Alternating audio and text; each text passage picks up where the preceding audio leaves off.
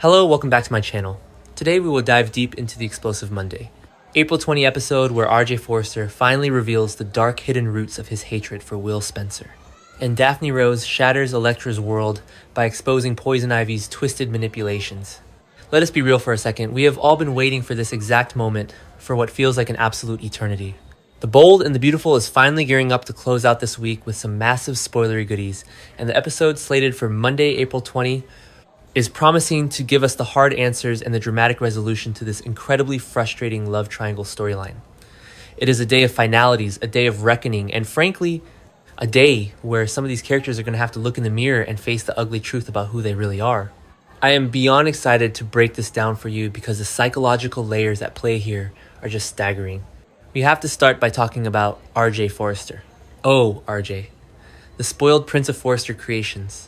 After weeks and weeks of railing against Will Spencer since Will returned to town, RJ is finally going to sit down and admit exactly why he hates Will so much. And let me tell you, this is where the writers have a golden opportunity to either make RJ a complex, sympathetic character or solidify him as the privileged narcissist that many of us already believe him to be. Sure, on the surface, the rivalry seems basic. Will is undeniably handsome. He arguably has a much more successful and ruthless father in Bill Spencer. And Will has not had to watch his parents get divorced a baker's dozen times like RJ has with Ridge and Brooke. Jealousy over Elektra Forrester is the obvious catalyst here. Jealousy over Will having things handed to him would be an appropriate, albeit shallow storyline, but I am predicting, and the spoilers are heavily hinting that this animosity runs so much deeper than just a girl. Think about the history here. Think about the generational trauma that RJ Forrester has inherited. RJ grew up in a household where the name Bill Spencer was treated like a curse word. How many times did Bill Spencer try to steal Brooke Logan away from Ridge Forrester? How many times did RJ have to watch his family get torn apart by the Spencer patriarch? It is entirely plausible that RJ looks at Will and does not just see a romantic rival. He sees the living embodiment of the man who constantly threatened his family's stability. RJ feels that Will is spoiled, which is incredibly rich coming from a Forrester who has had every door opened for him simply because of his last name. But in RJ's mind, Will represents the Spencer arrogance. I think this hatred is a massive psychological projection. RJ is projecting all of his childhood insecurities, all of his resentment toward Bill, directly onto Will. But here's the kicker. What if it is even more personal than that? Since Will was rapidly aged through soap opera rapid aging syndrome, there is a massive gaping hole in their childhood background that is wide open for the writers to play with. What if Will picked on RJ when they were younger? What if Will constantly mocked him, leading to RJ harboring some deep-seated childhood trauma? The writers might try to go this route to make RJ likable and sympathetic, to give him a reason for acting like such an entitled brat lately. To be fair, I do not think that will work. Many fans think RJ is just being protective of Elektra, but I think he is just a deeply insecure boy who cannot handle the fact that a Spencer might actually beat him at something. Guess RJ was totally fine with all of Brooke's other suitors over the years, right? But the moment a Spencer enters his orbit, he completely loses his mind.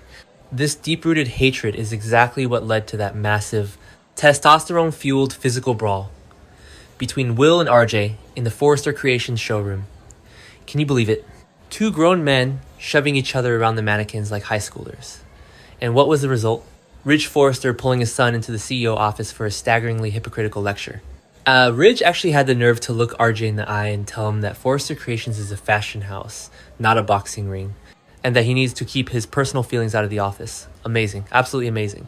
Ridge Forrester, the man who has punched half the population of Los Angeles in that very office, is lecturing his son on workplace professionalism. You really cannot make this stuff up. But it is during this lecture that RJ will finally open up about the source of his anger. He will reflect on why he is so determined to go up against Will, and I am telling you, it is going to be a masterclass in Forrester entitlement. Meanwhile, across the building, a completely different kind of explosion is about to detonate. We are finally getting to the end of this manipulative nightmare, because Daphne Rose Walton is about to reach her absolute breaking point. Daphne has been carrying the weight of Ivy Forrester's toxic secrets for far too long. After struggling with a negative pregnancy test and leaning on her husband Carter Walton for moral guidance, Daphne has realized that her silence makes her complicit in the destruction of two people's lives. Carter, being the honorable man that he has surely helped Daphne see that the truth has to come out no matter the fallout.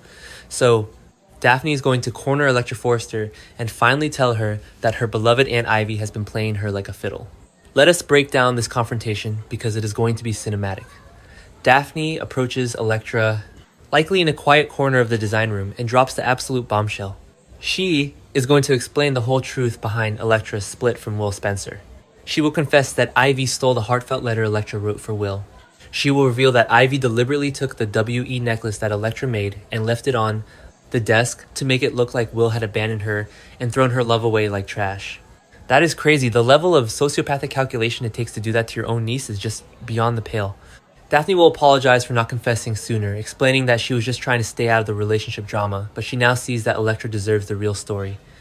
And how will Electra react? At first, she will not want to believe it. It is so easy to imagine Electra standing there, shaking her head, insisting there must be some sort of mistake. She will argue that Ivy would never be so cruel, that Ivy loves her, and wants what is best for her. Electra will be in sheer denial, but Daphne will stand her ground firmly. Daphne knows what she saw, she knows what Ivy confessed to her, and she will make it crystal clear that Ivy has been plotting this all along. Daphne will point out the extreme lengths that Ivy has gone to just to keep Electra and Will apart. As the reality of Daphne's words begins to sink in, Electra is going to feel like a complete idiot, and honestly, she kind of is. Many fans have been screaming at their televisions for weeks because Electra has been so unbelievably blind. She may be more shocked at herself than at Ivy, realizing that had she fired up just one single brain cell, she would have realized things were completely off. Think about it. Ivy has been trashing Will's character nonstop. Ivy has been aggressively pushing her toward RJ Forrester at every single opportunity. All the red flags were waving right in Electra's face, but she chose to ignore them because she trusted her aunt. At least Will was smart enough to be confused by the sudden shift in Electra's behavior. Will knew something was wrong even if he did not know exactly what Ivy had done. When the horror finally washes over Electra, the heartbreak is going to instantly morph into pure unadulterated rage. She will flash back to all the times she cried over Will, all the times she felt abandoned, all the times Ivy held her and comforted her while secretly being the architect of her misery. This is the ultimate betrayal. Electra is going to realize that her entire reality for the past few weeks has been a carefully constructed lie. And this realization is going to lead her straight on a warpath to confront Poison Ivy Forrester. The showdown between Electra and Ivy is going to be the absolute highlight of the week. Electra is not going to hold back. She will corner Ivy, likely in the executive suite, and she will put her on full blast. Electra will demand her stolen letter back. She will pressure Ivy to look her in the eye and admit that she is the mastermind behind her niece's profound heartache. I can already picture the tears streaming down Electra's face as she screams at the woman she trusted more than anyone else in the world. But do you think Ivy is going to crumble? Do you think Ivy is going to fall to her knees and beg for forgiveness? Absolutely not. That is not who Ivy Forrester is. Ivy will not see it that way at all. She will stand there unrepentant and defensive, and she will actually try to justify her twisted plan. Ivy will defend her actions by claiming that she was just trying to keep Electra away from a Spencer man. As far as Ivy is concerned, Will is just another Spencer who's going to keep Electra stuck in a cycle of emotional turmoil. Let us dissect Ivy's psychology here, because it is fascinating and deeply flawed. Why does Ivy hate the Spencers so much? If we look back at the history of this show, Ivy has her own dark, messy past with Spencer men. She was involved with Liam Spencer. She was involved with Wyatt Spencer. She knows firsthand how the Spencer boys can bounce women back and forth, causing endless heartbreak. Ivy is projecting her own past trauma onto Electra. She truly believes in her twisted elitist mind that she is saving Electra from the same fate. She thinks she knows better than Electra. She wants to keep the Forrester bloodlines pure and align Electra with RJ, a safe legacy choice. But I think this action was completely wrong and indefensible. You cannot play God with someone else's heart. Electra is a grown woman. She has the right to make her own mistakes, to choose her own partners, and to experience her own life. Ivy stripped Electra of her agency. Ivy treated Electra like a pawn on a chessboard, moving her into RJ's path simply because it suited Ivy's personal agenda and prejudices. Electra will insist that Ivy is the one who's been causing her pain, not Will. Electra will fly off the handle, and rightfully so. She will tell Ivy that her manipulation is 1,000 times worse than anything Will could have ever done to her.